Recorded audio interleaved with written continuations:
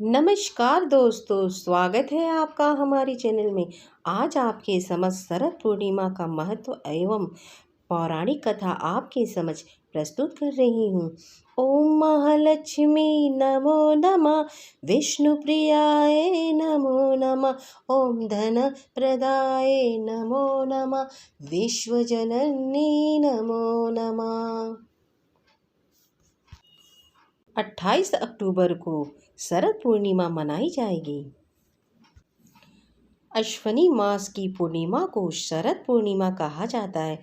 शरद पूर्णिमा का हिंदू धर्म के अनुसार विशेष महत्व है। ऐसी मान्यता है कि शरद पूर्णिमा का व्रत करने से सभी मनोकामनाएं पूर्ण होती हैं। शरद पूर्णिमा को गोचकार पूर्णिमा और रस पूर्णिमा के नाम से भी जाना जाता है। शरद पूर्णिमा के व्रत को कौमुदी व्रत भी कहा जाता है। ऐसी मान्यता है कि यह वह दिन है जब चंद्रमा अपनी 16 कलाओं से युक्त होकर पृथ्वी पर अमृत की वर्षा करता है।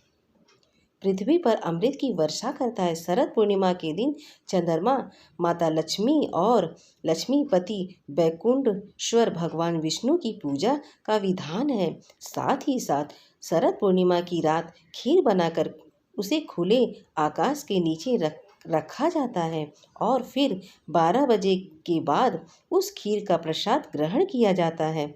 ऐसी मान्यता है कि इस खीर में अमृत तत्व होता है। यह कई रोगों को दूर करने की शक्ति रखता है। माना जाता है कि शरद पूर्णिमा के दिन चंद्रमा के प्रकाश में औषधीय गुण मौजूद रहते हैं, जिससे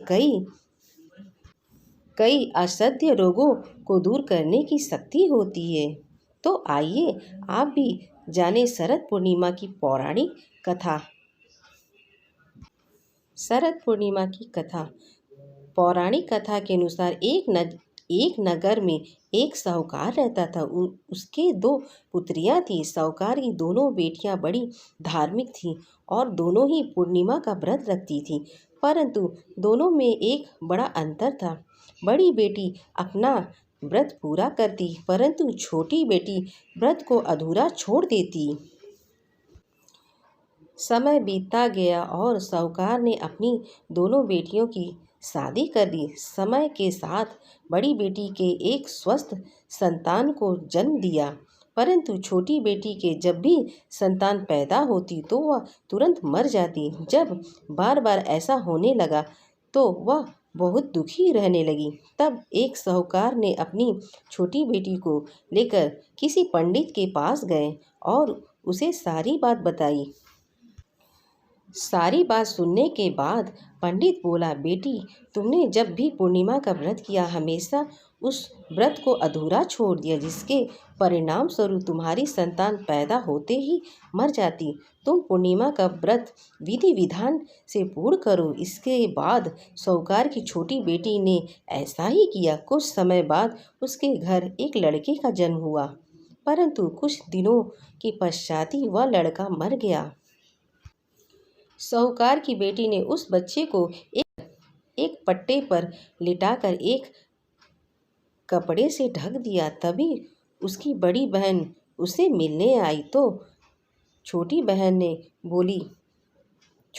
बोली, बैठो। जब बड़ी बहन उस पट्टे पर बैठने लगी तभी उसके पल्ले से छूते ही वह बच्चा रोने लगा। यह देखकर बड़ी बहन नाराज होकर छोटी बहन से बोली, तुमने तो बच्चे को यहाँ सुलाया था और मुझे भी यहीं बैठने को कह दिया। अगर अभी इसे कुछ हो जाता तो मुझ पर तो कलंक लग जाता।